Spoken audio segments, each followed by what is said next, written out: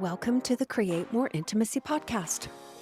I'm Elisa Stoddard, and I help men stop chasing sex and start building real connection so they finally feel close, connected, and wanted again. Welcome to Create More Intimacy, a podcast for men. I'm your host, Elisa Stoddard, and this is episode 13.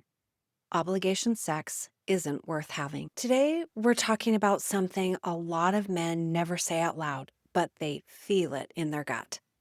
It's that moment right after sex when she rolls over and you're lying there with a pit in your stomach.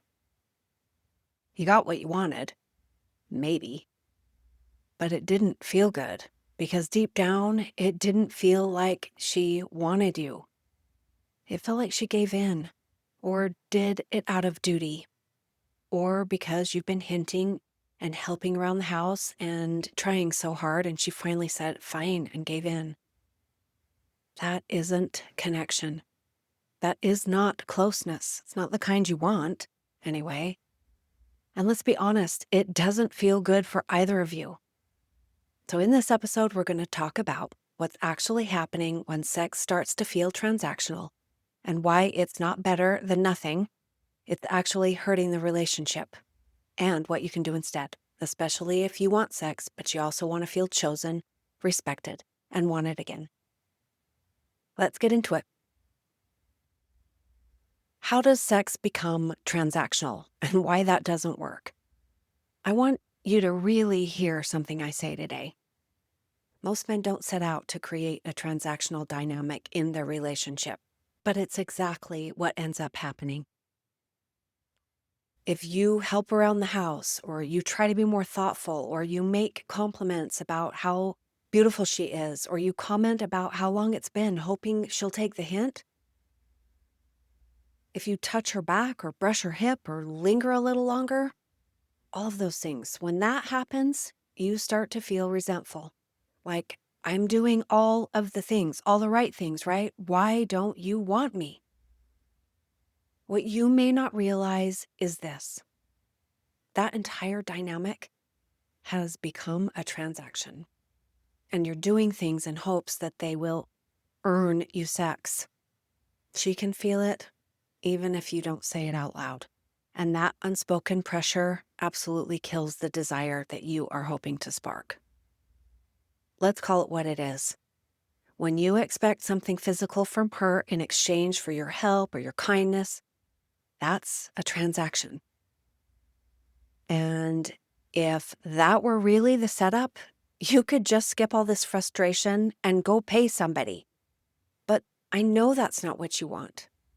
It's not just about the release, because if it were, you could just take care of yourself in the shower, right? What you want, what you actually are craving, is to feel wanted, to feel loved, and to feel close. That's what you're reaching for in those moments. But you've been taught that sex is how you get it, or the only way that you get it. And if you just had more sex, then you'd feel more loved, right? More connected, more secure, more like yourself. But it doesn't work like that. Sex isn't the gateway to connection. Connection is what makes sex meaningful. Here's where it gets to be a challenge, because she sees things completely differently. She wants to feel emotionally safe and seen and appreciated before she even thinks about wanting sex. That's when desire can show up for her. So now, if you're stuck in a loop that you want sex to feel loved and she wants connection to feel desire, then nobody is getting what they want and need. How do we shift it then from this transaction dynamic to true connection? This dynamic where sex becomes loaded with pressure and disappointment or confusion even doesn't mean your relationship is broken beyond repair. What it does mean is that something has to shift. That old model of you helping around the house or being extra nice or giving her compliments, hoping maybe she'll say yes, that model isn't working. You aren't a bad partner, but it never really was the path to intimacy in the first place. It's time to stop chasing sex as the solution. What you are actually craving isn't sex solely. It's closeness, it's warmth, it's connection, it's feeling like you matter to her, like you're wanted again. Here's the shift you need to make. When you stop trying to earn sex and start trying to build genuine connection with her, that's where the shift starts. That's where things start to change. You stop measuring your worth by how often she says yes. You stop pressuring her without even realizing it. And you stop swinging between frustration and shutdown. And instead, you start noticing where you're disconnected and you start paying attention to what makes her feel safe and open. You start creating intimacy in a way where you talk to her and respond to her and that you actually see her. When you do that consistently, not to get something, but because you want to be someone who knows how to create that emotional safety in your relationship, that's where things begin to shift. Desire is no longer buried underneath a whole bunch of pressure. You stop walking on eggshells so much, and instead of obligation sex, you get the connection-driven intimacy you really want, which honestly feels totally different and much more satisfying. Redefining intimacy is so much bigger than you think it is. And before we take a look at what it actually looks like, I want to speak to something that doesn't get said often enough. This pattern, where you're trying and still feel shut down, I know it hurts. It chips away at your confidence and it makes you feel like you're failing at something that you were never taught how to do, maybe. You want her to notice you and you want to feel desirable, not just like a roommate or a handyman or a paycheck. And sometimes you go about it in the only way you know how, which often ends up feeling more like a teenage boy hoping to get lucky than a grown man expressing what he really needs. That's not an insult. I'm telling you that because what I see is a lack of tools and a lack of skill.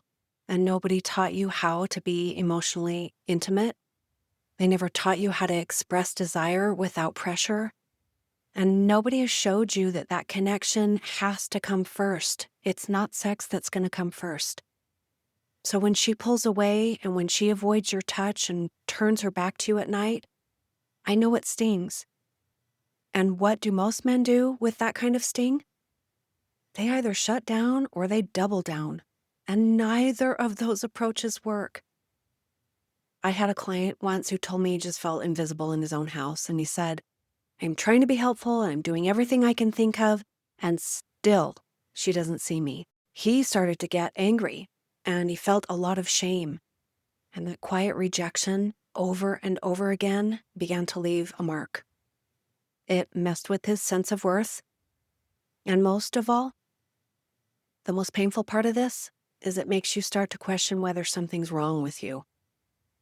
But I want you to know nothing is wrong with you. You're just stuck in a pattern that doesn't work. And no one has ever brought it up and shown you how to break it. So that's what we're going to do here. So what do you do when you want more than just a yes, an obligatory yes? If you know you've been stuck in this pattern of like waiting and hinting and hoping and touching her and saying crass jokes and things like that, there's nothing wrong with you. You're not broken. It's just an invitation for you to show up differently. Those tactics are super high school, by the way. Start being honest with yourself. What are you really wanting when you reach for her? I know your immediate response is, well, I want it to lead to sex, but I want you to start shifting that to, I want to feel close. I want to know that she still wants me, and I want to stop feeling like a burden. If you can start saying those things, then good, I know you're telling the truth. When you stop making it about the act and start getting honest about the emotion underneath, that's when things shift. This is the kind of work I do with men all the time. It's not about becoming more romantic or learning to say the right words. It's about learning how to create connection without playing the game, without manipulation, and without walking on eggshells. It's just honest and steady, emotionally mature leadership that you bring to the relationship. And when that happens, that's when desire becomes even possible again. Not out of obligation, but because she feels something again, and so do you. That's true connection. If you're tired of feeling like you have to trade favors for affection, if you're tired of the pressure and the guessing and the silence and then the shame, then let's talk. You can book a call with me at elisastoddard.com/podcast, and this is where you get to bring your real situation, and I'll help you see exactly what's going on and how to start changing it. You don't have to keep going through the motions, and you don't have to keep wondering if this is just how it's going to be forevermore. There is a better way, and I can help you figure it out. Thanks for listening. We'll see you next week. Thanks for being here. If something in this episode hit home, don't forget to subscribe and leave a review. It helps more men find the support they need. And if you are ready to get help or take the next step, you'll find the link to book a free call in the show notes. I'll see you next time.